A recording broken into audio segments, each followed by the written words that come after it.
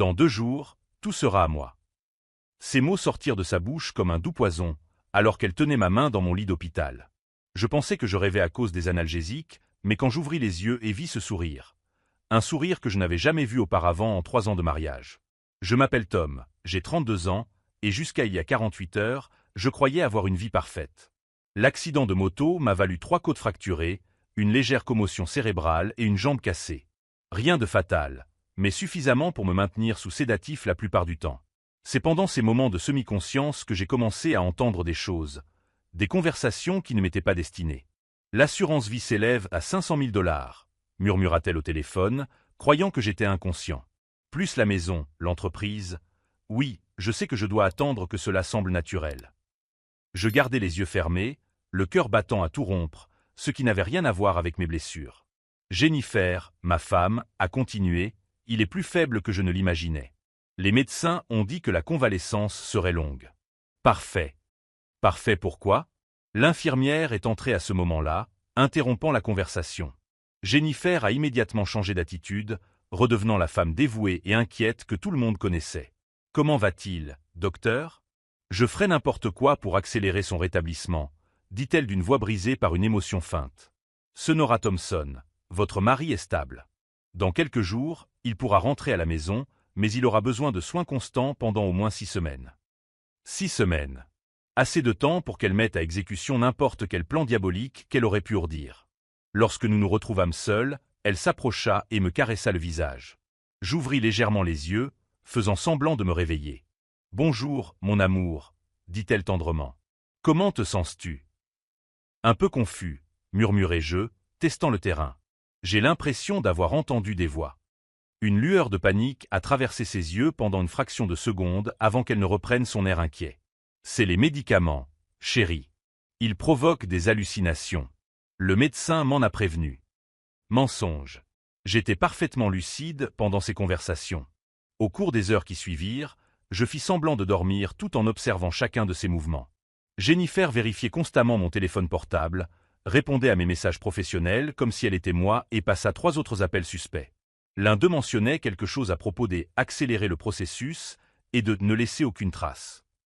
C'est alors qu'elle me prit la main cet après-midi-là et prononça les mots qui changèrent tout. « Dans 2 jours, tout sera à moi. » Il ne s'agissait pas seulement d'argent. Il s'agissait de mon entreprise, ma société de conseil en technologie que j'avais créée de toutes pièces et qui valait désormais plus d'1 200 000 $. Il s'agissait de ma maison, de mes investissements, de toute ma vie. Et d'après ce que j'ai compris de ces conversations téléphoniques, elle n'avait pas l'intention d'attendre que je meure de mort naturelle. Alors qu'elle me souriait, croyant que j'étais sans défense et drogué, j'ai commencé à passer en revue mentalement chaque détail suspect des derniers mois. Les vitamines qu'elle insistait pour que je prenne tous les matins. Les maux d'estomac fréquents qui avaient commencé 3 mois auparavant. La façon dont elle proposait toujours de conduire lorsque nous sortions, en particulier le soir de l'accident. L'accident. Une moto m'a coupé la route sans crier gare sur la Highway 17, une route que je connaissais parfaitement. Mais ce soir-là, Jennifer m'avait suggéré un itinéraire différent pour éviter les embouteillages. Un itinéraire qui passait exactement par ce virage dangereux où tout s'est produit. Une coïncidence? Je commençais à en douter. Si cette histoire de trahison et de découverte choquante retient votre attention, n'oubliez pas de vous abonner à la chaîne pour la suivre jusqu'à la fin. Car si Jennifer pensait que j'étais sans défense dans un lit d'hôpital, elle allait découvrir qu'elle avait complètement sous-estimé l'homme qu'elle avait épousé. Et quand je sortirais de là, je ne serais plus le mari confiant qu'elle connaissait. La vérité sur Jennifer a commencé à se révéler de manière systématique au cours des 16 heures qui ont suivi. Tout en continuant à faire semblant d'être sous sédatif, j'ai observé chacun de ses gestes avec une clarté que les analgésiques ne m'avaient jamais procurée. Jennifer n'était pas seulement une épouse infidèle qui prévoyait de se débarrasser de son mari. C'était une prédatrice calculatrice qui avait transformé notre mariage en une opération à long terme. Le premier indice concret est apparu lorsqu'elle a ouvert mon ordinateur portable, croyant que j'étais inconscient. Ses doigts parcouraient mes fichiers avec une familiarité troublante. Elle ne cherchait rien de particulier. Elle savait déjà exactement où trouver ce dont elle avait besoin. Accès total au compte de l'entreprise, murmura-t-elle pour elle-même, notant des informations dans un petit carnet rose que je n'avais jamais vu auparavant. Mot de passe bancaire mis à jour la semaine dernière. Mot de passe qu'elle m'avait suggéré de changer, par mesure de sécurité, après une prétendue attaque de pirates informatiques qui n'avait jamais eu lieu. L'appel suivant fut le plus révélateur. Greg, oui, c'est moi, dit-elle en se dirigeant vers la fenêtre de l'hôpital. Cet idiot a enfin eu l'accident que nous attendions. Non, ce n'était pas mortel, mais au moins, je peux maintenant accélérer le calendrier. Greg. Où avais-je déjà entendu ce nom? Les documents sont prêts? Parfait. Et pour l'entreprise, as-tu obtenu les coordonnées des principaux investisseurs? Mon sang se glaça. Greg Morrison. L'avocat que Jennifer avait, fortuitement, rencontré au club de tennis 3 mois auparavant. Celui-là même dont elle avait dit qu'il aidait une amie pour des petites questions juridiques. Il a signé la nouvelle police d'assurance la semaine dernière, sans lire les petits caractères, bien sûr, a-t-elle poursuivi en riant doucement. 500 000 $ en cas de mort accidentelle, plus 250 000 en cas d'invalidité permanente. S'il meurt à la maison sous mes soins, dans les 60 prochains jours, cela semblera tout à fait naturel après les complications de l'accident. Les vitamines. Les maux d'estomac. Le trajet alternatif, le soir de l'accident. Tout avait été orchestré. Le mieux, c'est qu'il me fait entièrement confiance. Hier encore, avant l'accident, il m'a donné une procuration générale pour gérer ses affaires si quelque chose lui arrivait. Il a dit que c'était juste par précaution. Son rire avait une froideur qui m'a fait me demander comment j'avais pu vivre 3 ans avec cette personne sans réaliser qui elle était vraiment. Quand elle a raccroché et est revenue près de mon lit, elle est redevenue la femme dévouée. Elle a vérifié ma perfusion, arrangé les fleurs qu'elle avait apportées et a même essuyé une fausse larme au coin de son œil. « Bonjour, mon amour », murmura-t-elle lorsque je fis semblant de me réveiller. « Comment te sens-tu » ? « Mieux, » répondis-je en étudiant son visage. « Tu as l'air fatigué. Tu es là depuis longtemps ? » « Je n'ai pas quitté ton chevet depuis ton arrivée, » mentit-elle sans hésiter. « Le médecin a dit que je pourrais te ramener à la maison demain, mais tu auras besoin de soins particuliers. » Des soins particuliers, comme un empoisonnement lent et des accidents domestiques. Jennifer, ai-je commencé, pour tâter le terrain, tu te souviens de la conversation que nous avons eue la semaine dernière au sujet du testament? Ses yeux se sont illuminés pendant une fraction de seconde avant de reprendre leur expression inquiète. Bien sûr, chérie. Tu as dit que tu voulais t'assurer que je serais protégé si quelque chose arrivait. C'était très attentionné de ta part. Je n'avais jamais mentionné de testament. Cette conversation n'avait eu lieu que dans sa tête, probablement répétée avec Greg pendant l'une de leurs séances de tennis. Et l'entreprise? Tu te souviens que j'ai mentionné vouloir apporter quelques changements à la structure de la société? Oui, répondit-elle trop rapidement. Tu as dit que tu me faisais confiance pour m'occuper de tout si tu ne pouvais pas le faire. Encore un mensonge. Je n'aurais jamais discuté de changement sociétaire avec Jennifer. Elle connaissait à peine la différence entre marge bénéficiaire et flux de trésorerie. L'infirmière entra à ce moment-là avec mes médicaments du soir. Sonora Thompson, je dois faire une piqûre à votre mari pour soulager sa douleur. C'est un analgésique plus puissant qui l'aidera à mieux dormir cette nuit. Jennifer s'approcha immédiatement. Je peux vous aider? Je veux apprendre à m'occuper de lui du mieux possible. Bien sûr, répondit l'infirmière en lui montrant la seringue.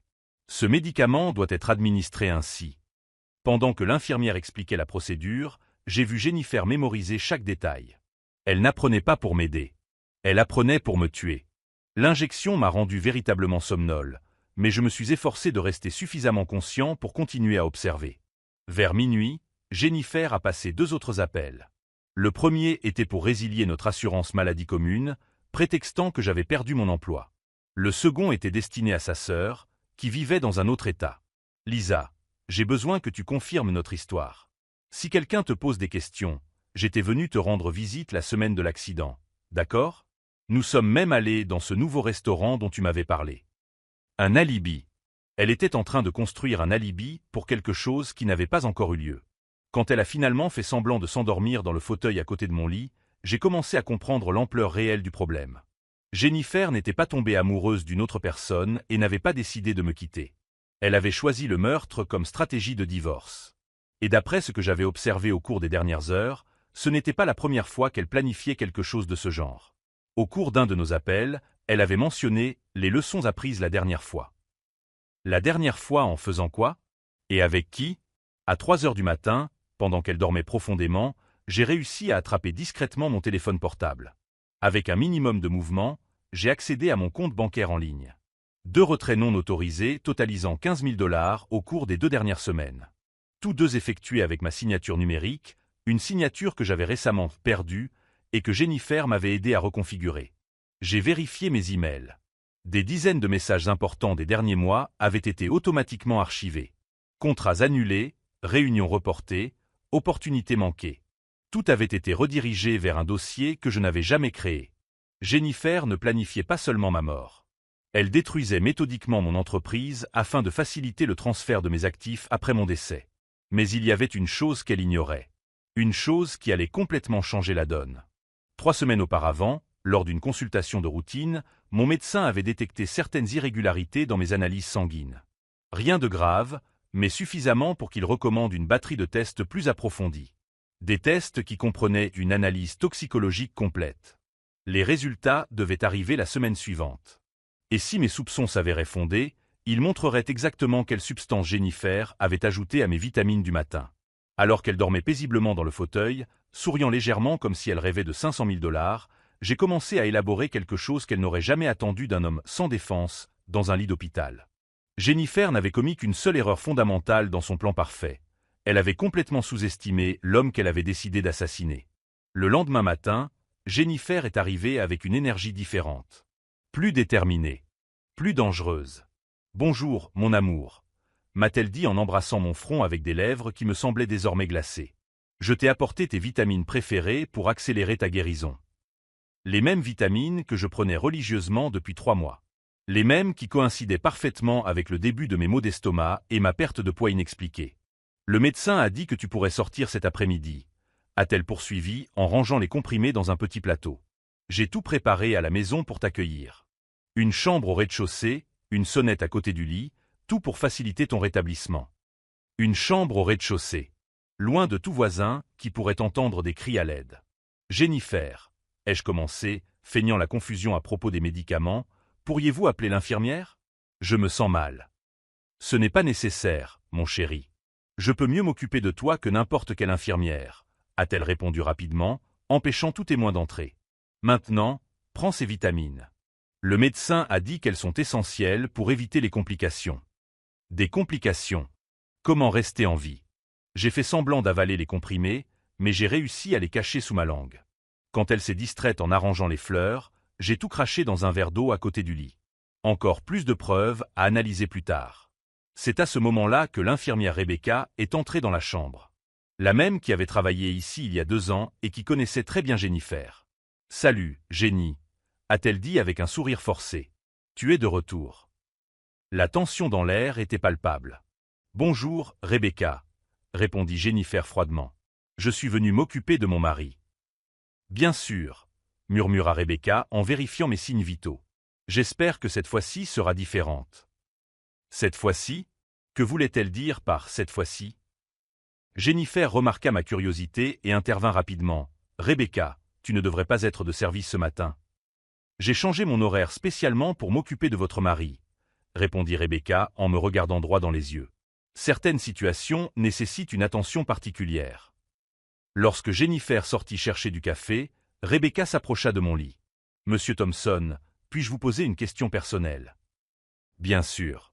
Votre femme a-t-elle déjà été mariée auparavant ?» Mon sang se glaça. Pourquoi cette question? Rebecca jeta un regard nerveux vers la porte. Il y a 2 ans, nous avons eu un cas similaire. Un homme hospitalisé après un accident de voiture.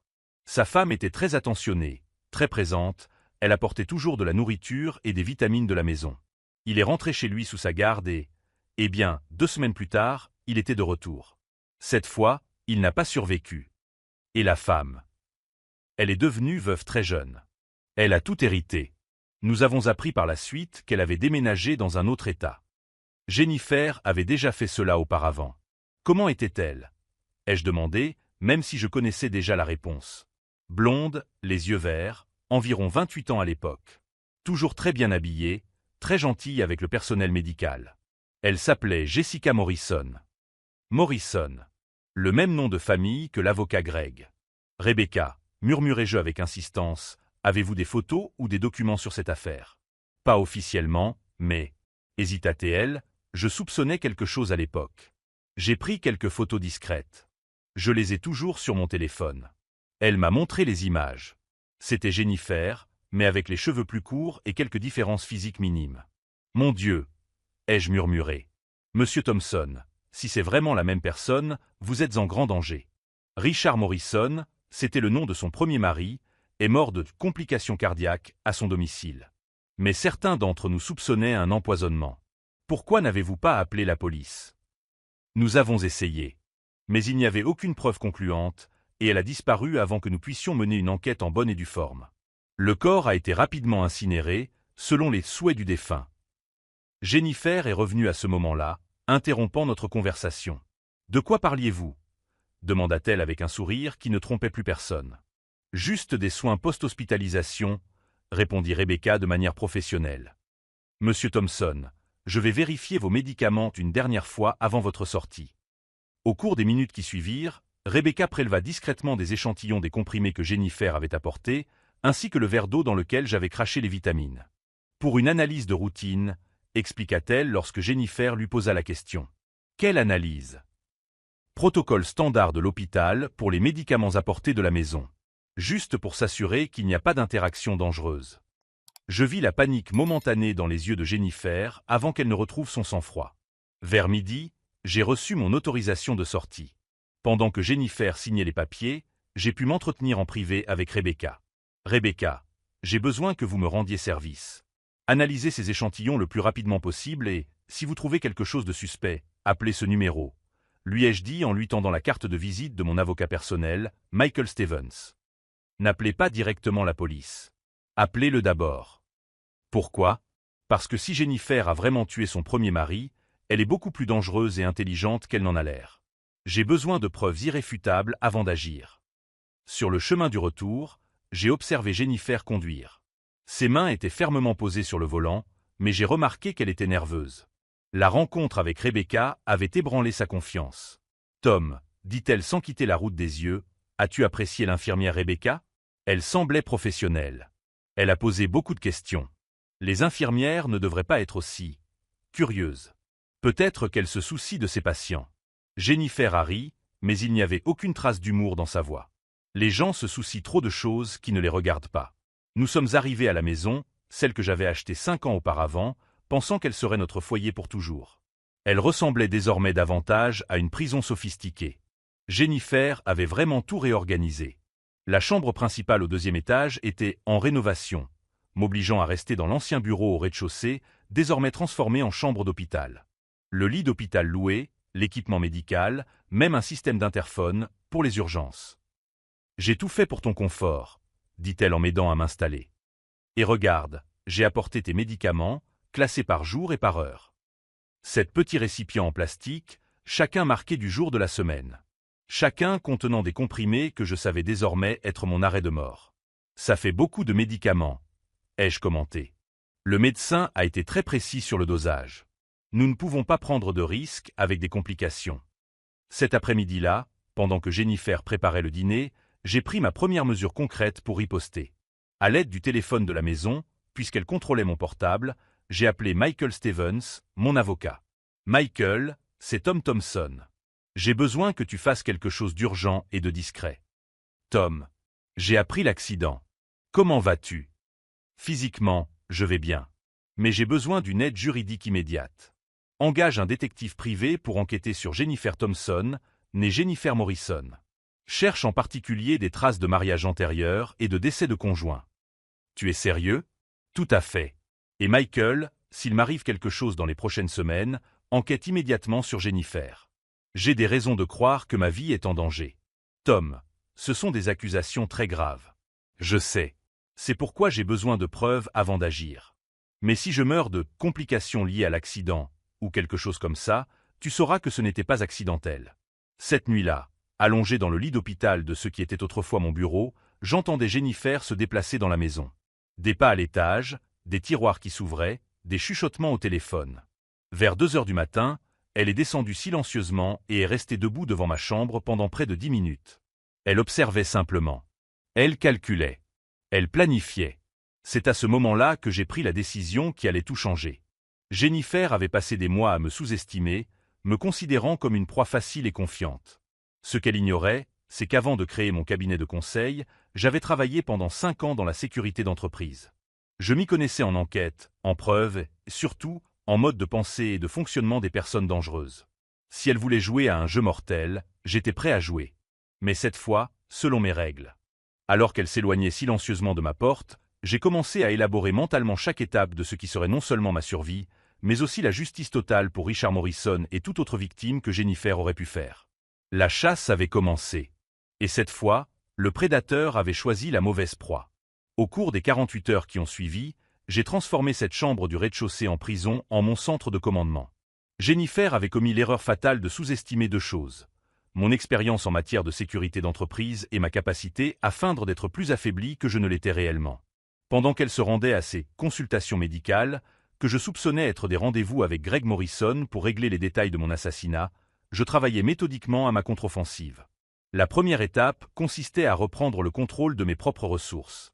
À l'aide d'une tablette que je gardais cachée sous le matelas de mon lit d'hôpital, j'ai discrètement accédé à tous mes comptes bancaires et systèmes d'entreprise.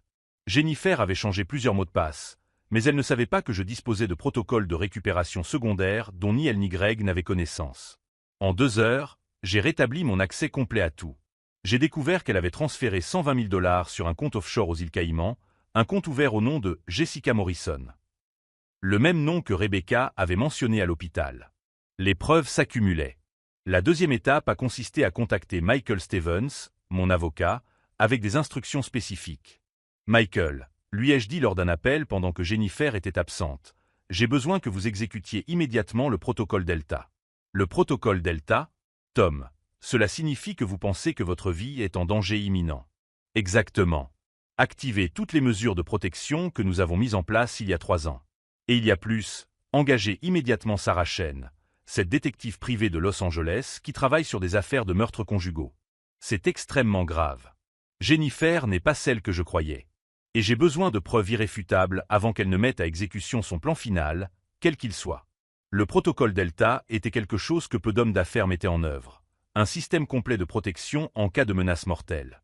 Il comprenait l'enregistrement automatique de tous les appels téléphoniques de la maison, l'installation discrète de caméras de sécurité et, plus important encore, la désignation d'un administrateur temporaire pour gérer mes actifs si quelque chose m'arrivait. Jennifer n'avait aucune idée que notre maison était désormais surveillée 24 heures sur 24. Sarah Chen m'a appelé 3 heures plus tard. Monsieur Thompson, Michael m'a informé de la situation. J'ai déjà lancé une enquête préliminaire sur Jennifer Morrison Thompson. J'ai des informations troublantes. Dites-moi tout. Elle n'est pas Jessica Morrison, comme nous le soupçonnions. Jessica Morrison était sa sœur jumelle. Une sœur qui est morte dans un accident de voiture il y a 5 ans, peu après la mort mystérieuse de son mari, Richard Morrison. Mon sang s'est glacé. Jennifer a pris l'identité de sa sœur décédée. Pire que ça. D'après les dossiers auxquels j'ai pu accéder, il semble que Jennifer ait orchestré à la fois la mort de Richard Morrison et l'accident de Jessica afin de prendre leur identité et d'hériter de leurs biens. Combien de personnes cette femme a-t-elle tué? Je suis toujours en train d'enquêter, mais j'ai trouvé au moins 3 autres identités qu'elle aurait pu utiliser au cours des 10 dernières années. Chacune est associée à la mort d'un conjoint fortuné dans des circonstances douteuses. Jennifer n'était pas seulement une meurtrière, c'était une tueuse en série spécialisée dans les homicides conjugaux. Sarah, j'ai besoin de preuves pour l'arrêter immédiatement. Je m'en occupe. Mais Tom, tu dois être extrêmement prudent. Si elle soupçonne que tu as découvert sa véritable identité, elle pourrait accélérer considérablement ses plans. Cet après-midi-là, Jennifer revint avec une énergie encore plus dangereuse. « Comment te sens-tu, chérie ?» demanda-t-elle en vérifiant le flacon de médicaments à côté de mon lit. « Mieux. Les douleurs ont diminué. »« Tant mieux. J'ai parlé au médecin aujourd'hui, et il a ajusté ton traitement.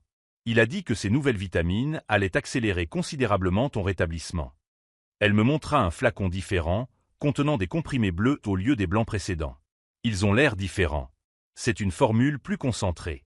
Tu dois en prendre 3 à la fois, 2 fois par jour. Il est très important de respecter l'horaire exact pour maximiser l'efficacité. 3 comprimés, 2 fois par jour. Si les précédents contenaient du poison à petite dose pour un empoisonnement progressif, cette nouvelle formule concentrée était probablement conçue pour achever rapidement le travail. Jennifer, ai-je commencé, pour tester sa réaction, es-tu sûr d'avoir consulté le médecin? Puis-je appeler le cabinet pour confirmer? Ses pupilles se dilatèrent légèrement, un signe de stress que j'avais appris à identifier au cours de mes années dans la sécurité d'entreprise. Bien sûr, chérie. Mais il est en déplacement jusqu'à lundi. Il m'a dit qu'il était extrêmement important de ne pas interrompre le traitement. Mensonge sur mensonge sur mensonge. Tu sais, continuai-je en observant son langage corporel, je me sens confus à propos de certaines choses. J'ai parfois l'impression d'entendre des conversations téléphoniques étranges, mais cela doit être un effet secondaire du médicament. Oui, répondit-elle trop rapidement, le médecin m'en a parlé. Les hallucinations auditives sont courantes en cas de traumatisme crânien. C'est pourquoi il est si important que tu prennes correctement ton médicament. À ce moment-là, elle commit une erreur cruciale. Tout en parlant des hallucinations auditives, elle a inconsciemment regardé le téléphone de la maison, celui que j'avais utilisé pour appeler Michael et Sarah. Quelque chose dans son expression m'a fait comprendre qu'elle soupçonnait que j'avais passé des appels pendant son absence. Il était temps d'accélérer mon propre plan. Jennifer, puis-je te demander une faveur? Bien sûr, mon amour. Pourrais-tu m'apporter mon ordinateur portable? Je voudrais répondre à quelques emails importants de clients. Je te promets de ne pas me fatiguer. Je ne pense pas que ce soit une bonne idée. Tu as besoin de te reposer complètement. S'il te plaît. Ce ne sont que 2 messages rapides. Sinon, je risque de perdre des contrats importants. Elle a hésité, clairement partagée entre le fait de me garder isolé et celui d'éviter de paraître trop contrôlante. D'accord. Mais seulement 15 minutes, d'accord? Quand elle m'apporta l'ordinateur portable, je pris soin de taper les emails en sa présence. Des emails tout à fait innocents destinés à de vrais clients. Ce qu'elle ignorait, c'est que ces emails contenaient des codes spécifiques qui alertèrent mes contacts de la situation d'urgence. En moins d'1 heure, 3 de mes clients les plus influents, dont un ancien agent du FBI qui travaille désormais dans la sécurité d'entreprise, auraient reçu mon message codé de détresse. Ce soir-là, Jennifer prépara le dîner avec un soin particulier. « J'ai préparé ton plat préféré », m'a-t-elle dit en apportant un plateau de lasagne maison. « Avec tous les ingrédients que tu aimes. » L'odeur était parfaite, exactement comme elle le faisait toujours. Mais en y regardant de plus près, j'ai remarqué de petits cristaux blancs discrètement saupoudrés sur le fromage fondu. Des cristaux qui n'étaient certainement pas là lorsqu'elle avait préparé la même recette auparavant. « Ça a l'air délicieux », ai-je commenté. « Tu n'en manges pas? J'ai déjà mangé dans la cuisine pendant que je préparais. Cette portion est tout à toi. » Bien sûr que oui. En faisant semblant de manger, j'ai réussi à discrètement jeter la majeure partie de la nourriture dans des serviettes que j'ai ensuite cachées pour les analyser plus tard.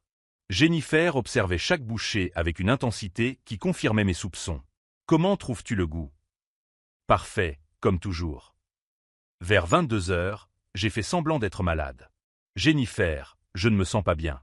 Je pense que c'est une réaction aux nouveaux médicaments. » Elle est immédiatement devenue attentionnée, mais il y avait une anxiété sous-jacente dans ses mouvements, comme si elle vérifiait que son planning se déroulait comme prévu. « Tu veux que j'appelle une ambulance? » Non, je pense que j'ai juste besoin de me reposer.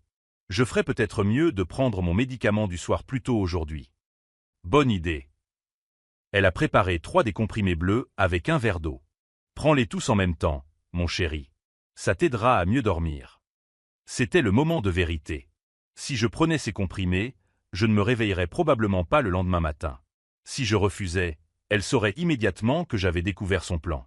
C'est alors que j'ai décidé de mettre en œuvre la partie la plus risquée de ma stratégie. « Jennifer, ai-je dit en tenant les comprimés, j'ai quelque chose d'important à te dire avant de me coucher. »« Quoi donc, mon chéri ? » J'ai découvert que j'avais beaucoup plus d'argent que nous ne le pensions.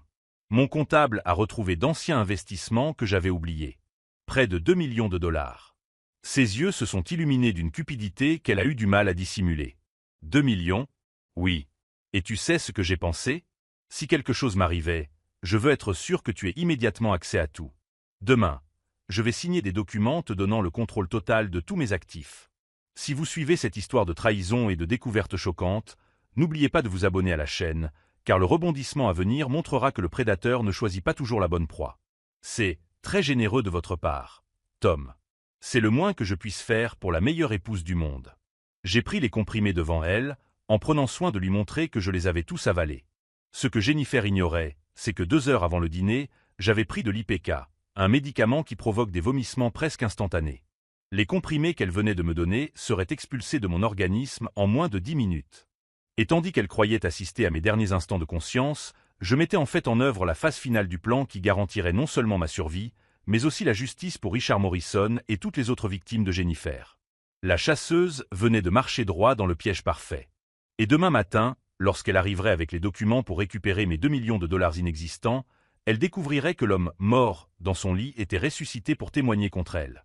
À 5h15 le lendemain matin, j'ai fait semblant d'être dans un état critique. Jennifer m'a trouvé apparemment inconscient, respirant de manière irrégulière, la peau pâle, exactement comme elle s'y attendait après la triple dose de poison de la veille. Ce qu'elle ne savait pas, c'est que j'avais passé toute la nuit à m'entraîner à simuler les symptômes d'un empoisonnement à l'arsenic, en m'appuyant sur les recherches médicales que Sarah Chen m'avait envoyées. « Tom, Tom !» a-t-elle crié en secouant mon corps avec une urgence qui semblait sincère. « Mon Dieu, tu es très mal en point. » À travers mes paupières presque fermées, je l'ai vu vérifier discrètement mon pouls, non pas par souci médical, mais pour confirmer que je mourais à la bonne vitesse. « Je dois appeler une ambulance », dit-elle assez fort pour être entendue, mais elle prit immédiatement son téléphone portable et passa un appel complètement différent. « Greg, c'est le moment. Il est presque à la fin. Tu peux apporter les documents dans 20 minutes ?» L'erreur fatale avait commencé. Pendant qu'elle courait dans la maison, se préparant à l'urgence, Sarah Chen et son équipe étaient déjà en place à l'extérieur. Les caméras installées par le protocole Delta capturaient chaque mouvement, chaque mot, chaque réaction de Jennifer qui confirmait ses intentions meurtrières. Greg Morrison est arrivé 15 minutes plus tard avec un porte-documents en cuir marron rempli de documents juridiques. « Comment va-t-il » demanda Greg en entrant dans la chambre où je gisais mourant. « Parfaitement. Exactement comme prévu. Dans une demi-heure, elle sera officiellement une veuve très riche. Et les 2 millions supplémentaires dont il a parlé hier ? J'ai vérifié auprès de son comptable. Ils sont réels. Il s'agit d'investissements dans des crypto-monnaies qui étaient cachées. Avec la procuration générale qu'il a signée la semaine dernière, j'aurai accès à tout. » Greg ouvrit le porte-documents et commença à organiser les documents sur la table à côté de mon lit. « Certificat de décès pré-rempli pour mort naturelle due à des complications cardiaques », dit-il en montrant le premier document. « Il ne manque que la signature du médecin, mais j'ai un contact à la morgue qui ne pose pas trop de questions. » Et l'assurance vie ? 500 000 $ seront versés dans les 48 heures suivant le certificat. La police d'assurance vie accidentelle ajoute 250 000 $ supplémentaires si nous parvenons à classer cela comme une séquelle de l'accident de moto. Jennifer rit avec une froideur qui me glaça véritablement le sang. 3 personnes en 5 ans, Greg, Richard, Jessica et maintenant Tom. Et ça devient de plus en plus facile. Le prochain sera encore mieux. J'ai déjà identifié 2 candidats à Seattle. Tous 2 sont des hommes d'affaires célibataires, sans famille proche. Ils planifiaient toute une série de meurtres. C'est à ce moment-là que j'ai mis en œuvre la première phase de ma contre-attaque. Discrètement, j'ai activé l'application sur ma smartwatch qui enverrait un signal d'urgence à Michael Stevens, Sarah Chen, et plus important encore, au détective James Rodriguez du département des homicides, un contact que Sarah avait inclus dans l'opération après avoir découvert les autres cas suspects. « Greg, dit Jennifer, tu as apporté le dispositif ?» « Bien sûr. » Il a sorti de son sacoche une petite seringue contenant un liquide transparent. Dose finale de chlorure de potassium. Appliquée directement dans le cou, elle simule parfaitement un arrêt cardiaque naturel. Même une autopsie complète aurait du mal à le détecter. Jennifer a pris la seringue d'une main ferme, sans montrer aucun remords ni aucune hésitation. 3, 2, 1. Police. Que personne ne bouge. La porte de la chambre a explosé au moment même où Jennifer plaçait la seringue sur mon cou. 5 policiers armés ont fait irruption dans la pièce, menés par le détective Rodriguez et suivis par Sarah Chen. Je n'oublierai jamais l'expression sur le visage de Jennifer. Une surprise totale, suivie d'une terreur pure lorsqu'elle comprit que toute sa performance avait été observée et enregistrée. Jennifer Morrison Thompson, vous êtes en état d'arrestation pour le meurtre de Richard Morrison, Jessica Morrison et la tentative de meurtre sur Thomas Thompson. C'est une erreur, cria-t-elle, toujours la seringue à la main. Mon mari est malade. J'essayais de le sauver. C'est alors que je me suis assis calmement sur le lit, complètement alerte et en bonne santé. Bonjour, ma chérie, dis-je avec un sourire qui reflétait exactement celui qu'elle m'avait adressé à l'hôpital quelques jours auparavant. Je suis désolé, mais les 2 millions de dollars supplémentaires n'existent pas. Tout comme notre mariage. La seringue tomba de sa main comme si elle avait été électrocutée. Comment as-tu? Comment ai-je survécu au poison d'hier? L'IPK. Comment savais-je pour Richard et Jessica? Enquête professionnelle. Comment ai-je enregistré tout ce que vous avez dit au cours des 10 dernières minutes?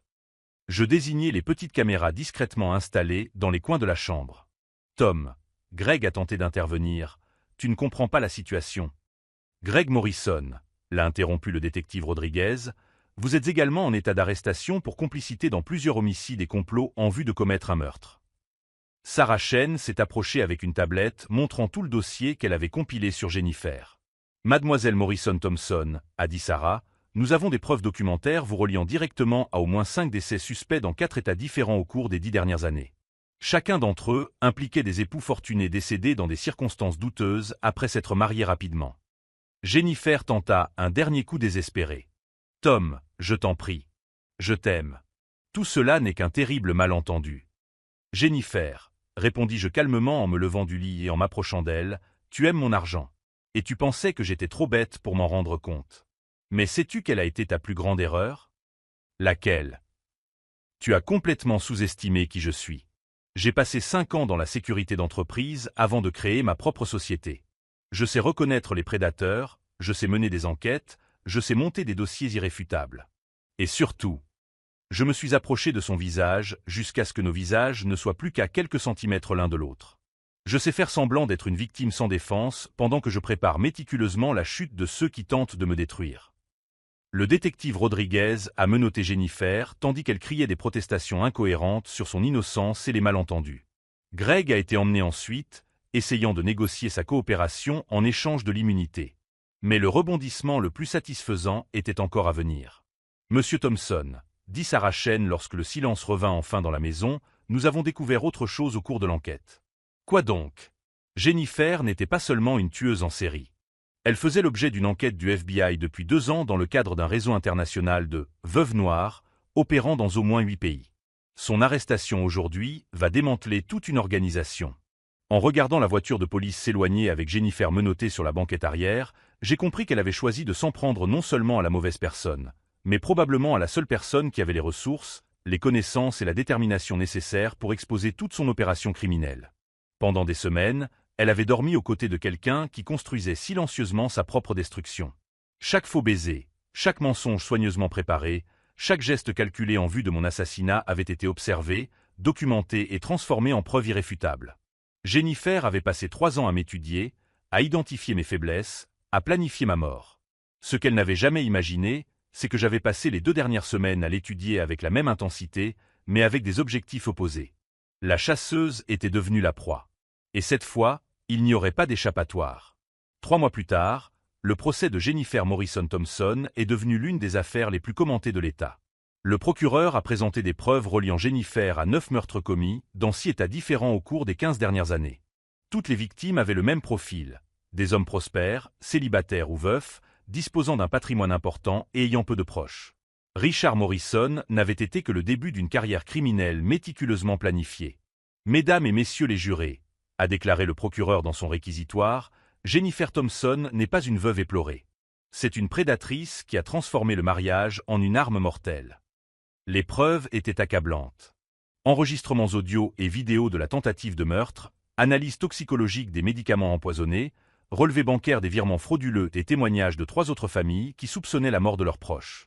Sarah Chen avait découvert que Jennifer opérait sous 4 fausses identités différentes, chacune soigneusement construite après être devenue veuve. Le FBI estimait qu'elle avait volé plus de 8 millions de dollars en un peu plus de 15 ans. Greg Morrison a tenté de négocier un accord en dénonçant Jennifer, mais les preuves l'incriminaient comme complice dans au moins 4 des meurtres. Tous 2 ont été condamnés à la prison à vie sans possibilité de libération conditionnelle. Pendant la lecture du verdict, j'ai observé Jennifer pour la dernière fois. Le visage que j'avais autrefois embrassé avec amour n'affichait plus qu'une froideur calculatrice, même face à la défaite totale. Elle ne montrait aucun remords pour les vies détruites, seulement de l'irritation d'avoir été capturée. « Avez-vous quelque chose à déclarer avant le verdict ?» demanda le juge. Jennifer m'a regardé directement pour la première fois depuis le jour de son arrestation. « Tom a toujours été plus intelligent qu'il n'y paraissait », a-t-elle dit avec un demi-sourire qui m'a glacé le sang. Sous-estimer les gens est une erreur que je ne commets plus. Même condamnée à la prison à vie, elle essayait encore de garder un certain contrôle sur le récit.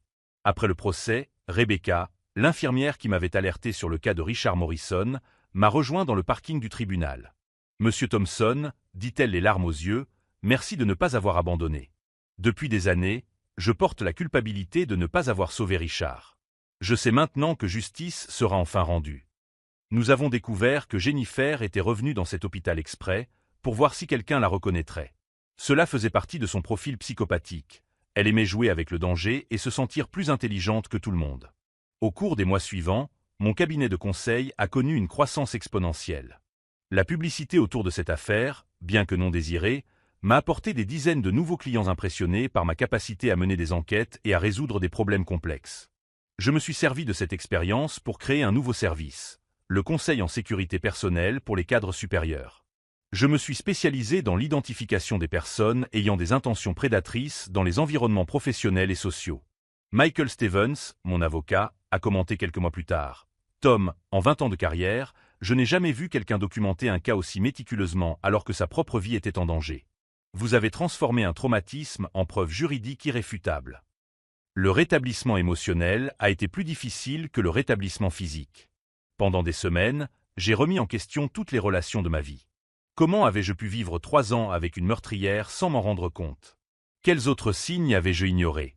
La thérapie m'a aidé à comprendre que les prédateurs comme Jennifer sont des experts en manipulation. Ils étudient leurs victimes avec une rigueur scientifique, identifiant exactement les masques à porter pour gagner leur confiance.